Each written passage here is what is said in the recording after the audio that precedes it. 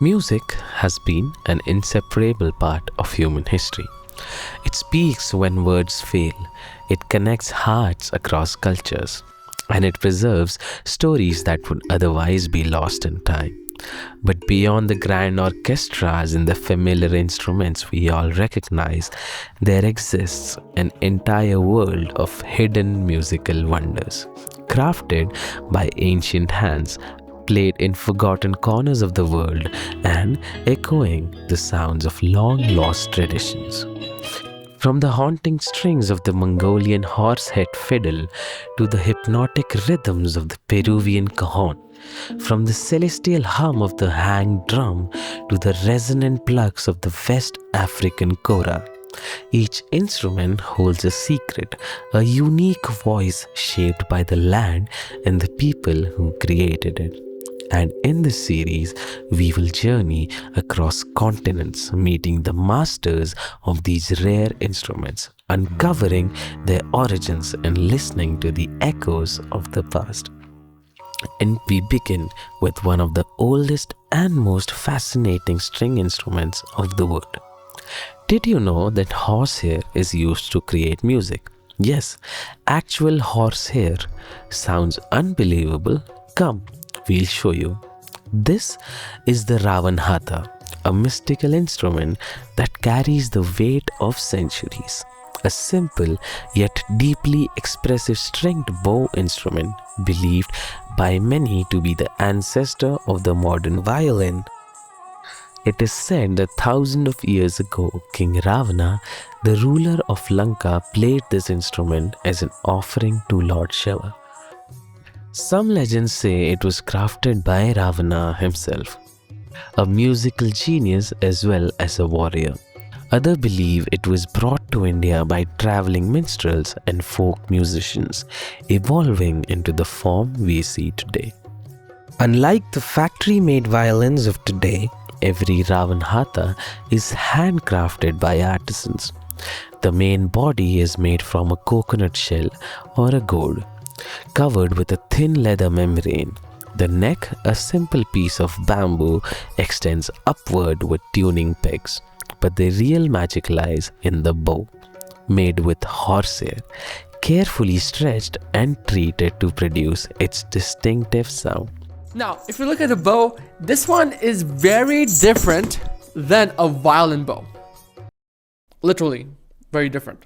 So as you notice, in the violin bow, you have horsehair, you have the wood. But in the Ravanhatha bow, you have a really long bow, you have black horsehair, and you have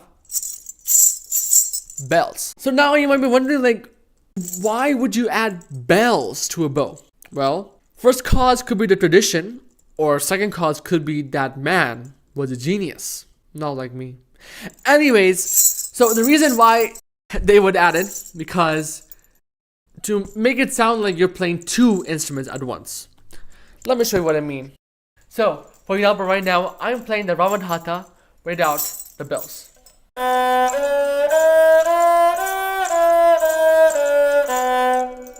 Playing, right? But now, when I add the bells,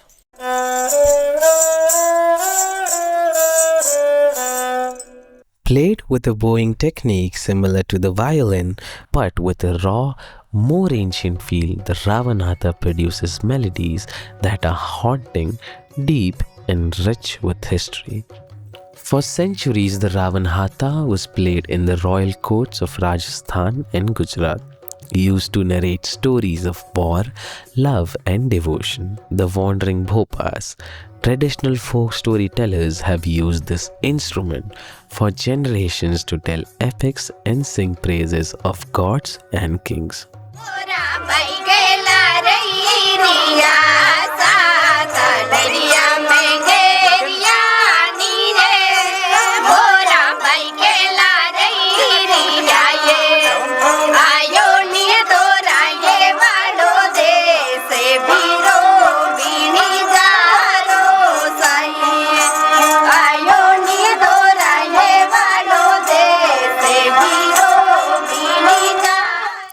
These melodies are not just sounds, they are stories of warriors who rode into battle, of lovers who waited under the moonlight, of gods and demons locked in eternal struggles. The Ravanhatha is more than just an instrument. It is a bridge to the past, a voice of a civilization long gone. And if we listen closely, it still has stories to tell. And this is just the beginning of a journey from the deserts of Rajasthan to the mountains of Mongolia, from the jungles of South America to the temples of Japan. We will uncover the hidden harmonies of the world's most extraordinary instruments. Because music isn't just about sound, it's about the stories it carries. Stay with us as we continue to explore the world's rarest musical treasures. This is Hidden Harmonies, where we cover the rarest musical instruments around the world. So don't forget to like, share, and subscribe to keep the music alive. And stay tuned.